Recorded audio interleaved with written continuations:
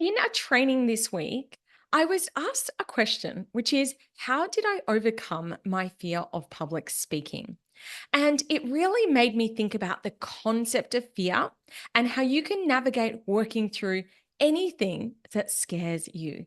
So, in today's episode of the podcast, I'm going to be talking to you about overcoming fear.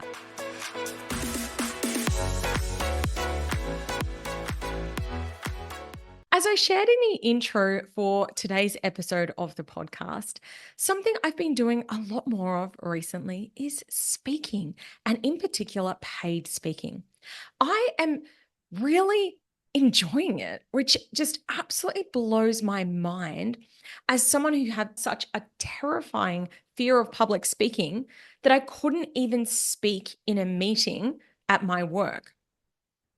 I have tried so many different modalities over the years to try and work through this fear of mine.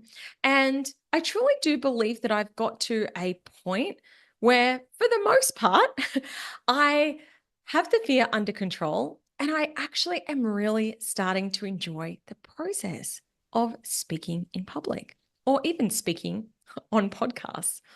Gosh, I remember the first podcast that I was a guest on. I literally had a panic attack and we had to stop the recording. And these days, I appear on podcasts all the time. And I honestly can't even remember the last time I got nervous. I'm so used to it by now. So let's first of all start with where fear comes from. Our fear is our body trying to keep us safe. And whether you realize it or not, you may have had an experience where your body tried to do something and got scared and decided, I ain't doing that again. We might not even be conscious of when it happened. I know that I've tried to think back to when my fear originated, and I can't actually pinpoint a single incident. So there mightn't have been one particular incident, it might have been a number, or it might be something that I can't even remember. But nonetheless, the reason that fear is there is to try and keep us safe. It's like, hey, this thing's really dangerous, or this thing's really scary. When you did it before, something bad happened, or we felt like something bad was going to happen. So let's avoid doing this thing. Now, I want you to take a moment and have a think about what your fears are. And you might have noticed when you actually start to think about this that they have changed over time. I know I've definitely gone through periods with flying where it feels a bit icky. For the most part, I'm fine. But I know once I had a really terrible flight. I was shaking by the end of the flight. I did not want to get on another plane again. So you might have had something that has always been a fear of yours. You may have had a relationship with fear in a particular area that's been worse at some particular times and not so bad at other times. But it's just really curious to start to explore what those fears are. And I really don't believe that it's important to understand the source of where it came from to be able to navigate through it. But I do think that recognizing that it's there and also recognizing why you want to navigate through it is also very important. For example, if, say, my fear of flying had continued, I am someone who is a passionate traveler. That would have really gotten in the way of me being able to get out and see the world and travel. So I had a really strong incentive to get over that fear. Likewise, with my fear of public speaking, it was so bad that I couldn't even film myself to post a story on Instagram. And what I realized was that if I wanted to build that know, like, and trust connection with my audience, I needed to be able to let them see my personality and see if there was going to be a click or a fit there. It was something that I recognized was holding me back. And so I really said, hey, I'm going to need to work through this fear if I want to step into my next level.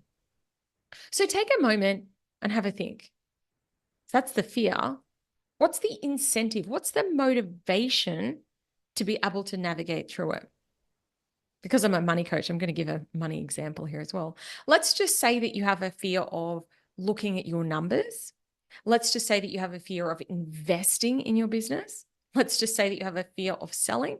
Any of these things might be limiting your ability to scale as a business owner. So that's a pretty strong incentive to want to navigate through it. So, when starting on this journey, I tried everything, which I think is always a great strategy when you are wanting to solve a problem. So many people, when they are faced with a problem, think, I've got a problem, it's too hard, I'm going to ignore it. Or maybe they might try one thing and then be like, I tried to fix it and it didn't work. Now, if you've been a listener of the podcast for a while, you will know that another big thing that happened to me in my life was that I was in a major car accident a couple of years ago. And having been on that journey, a lot of people have shared with me their own stories about having a similar thing happen, being in a major car accident. And some people never navigated through it. And they said, I tried this, it didn't work. And so I just don't drive anymore. Or I'm just in chronic, constant pain. Now, when this challenge came up for me, I went all in on you name it, I was trying it. I tried acupuncture, I was doing hypnotherapy, and I really think that trying different things and not just don't just do one session of something and say it didn't work, but giving something a serious shot and seeing if it works for you is a really great strategy. Because this is the other thing. Sometimes something that will work really well for one person isn't going to work the same for someone else. So I do believe that you have to try things that might help for you. So there's strategies like external strategies like kinesiology or Reiki, like actual healing modalities. You could also try things like therapy and actually processing the trauma and understanding where it's come from, talking through it. Lots of different things. I tried hypnotherapy many years ago and it cost me a lot of money. But again, I had a really strong motivation to work through this. So, what happened when I was doing the hypnotherapy was that it actually did work a little bit. But then I had an incident where I went into total fear panic mode. And then my subconscious mind decided this hasn't worked. And so, what happened, because my subconscious belief was there, see, hypnotherapy doesn't work, it became a self fulfilling prophecy. So, trying different things is a really fantastic way. Something that didn't work for me might work really well for you.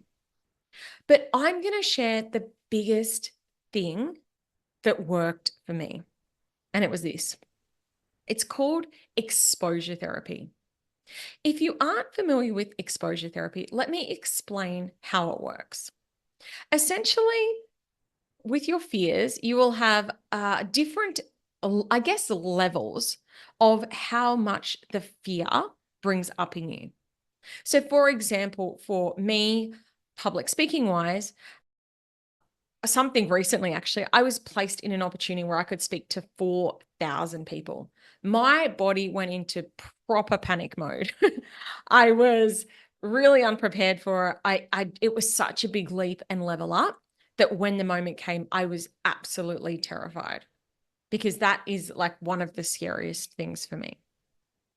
Then talking to a group of 100, 150 might be like an 8 out of 10.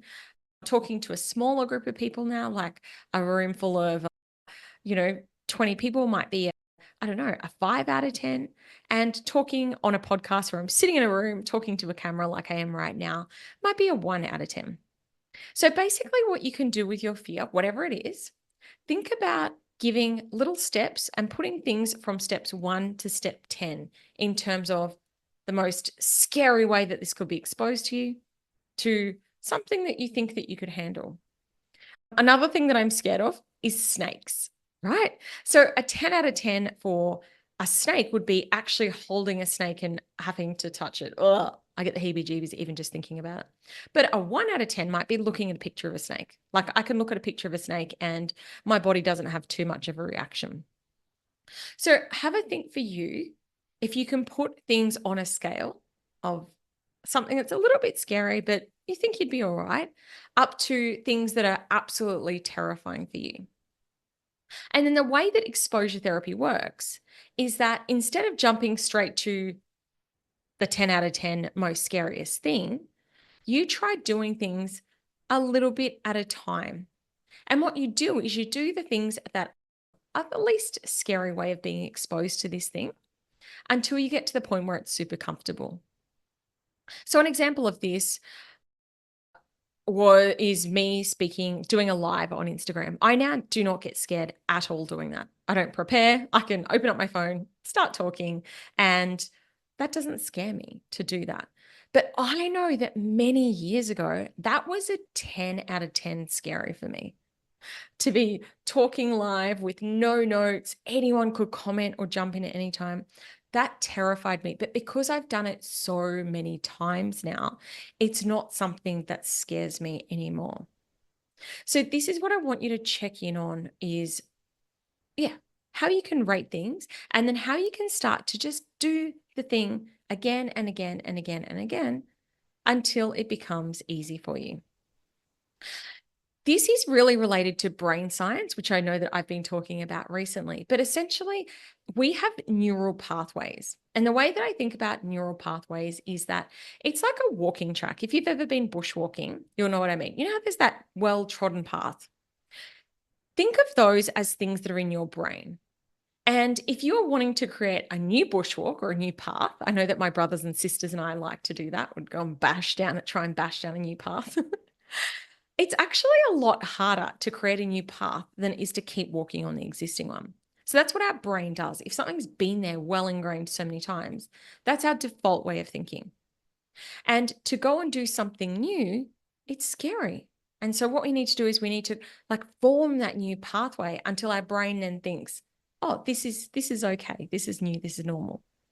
A bit like me with doing my lives on Instagram, right? Now I've done it so many times that the new neural pathways formed. My brain's like, no, that ain't scary for me anymore. Does that make sense? So have a think about how you can start to do the thing that scares you up to a level that stretches you, but doesn't terrify or re-traumatize you. And just keep doing it again and again and again and again and again. And I want to be honest with you. When you are doing this thing, particularly if it's stretching you a bit, which it really should be, it's going to suck. It's not going to be fun. Growth isn't meant to be comfortable. When I first started speaking, for example, I wasn't like, oh, this is fantastic. It still felt yuck. But you do it and you do it and you do it and you do it until you get to the point where you're like, oh, this isn't so bad. It's the same with having difficult conversations. I know when I first started managing a team, it was so awkward to have a performance conversation or have an icky conversation about something. But the more and more that you do it, the more that your brain starts to say, this is okay. I can have a conversation. It can be uncomfortable and I'll still be okay on the other side. So this is what you're wanting to do. Expose yourself, push through the discomfort, keep doing it again and again and again and again and again until there's a new neural pathway formed that says, hey, this thing's actually okay. And you know what? You might even start to enjoy that thing that scared you. It's true. I know you're thinking it's not possible, but I can genuinely say I really am starting to enjoy speaking and inspiring people and being able to be in front of new audiences. I really do feel like this is part of my purpose and mission. And maybe the thing that scares you is as well. Maybe it will open up new opportunities, new windows for you. So I really believe that the best way to navigate through fear is by doing the thing that you're scared of. And try not to do it on a macro scale straight away because, like I said, that may actually re-traumatize you. Try and just do it bit by bit, step up until it gets to the point where it's comfortable. So whatever your fear is, I really encourage you to start to embrace it. And remember that growth comes through discomfort. And on the other side of that fear might just be some beautiful opportunities waiting for you. I hope you've enjoyed today's episode of the podcast, and I can't wait to drop by and chat to you again next week. Adios.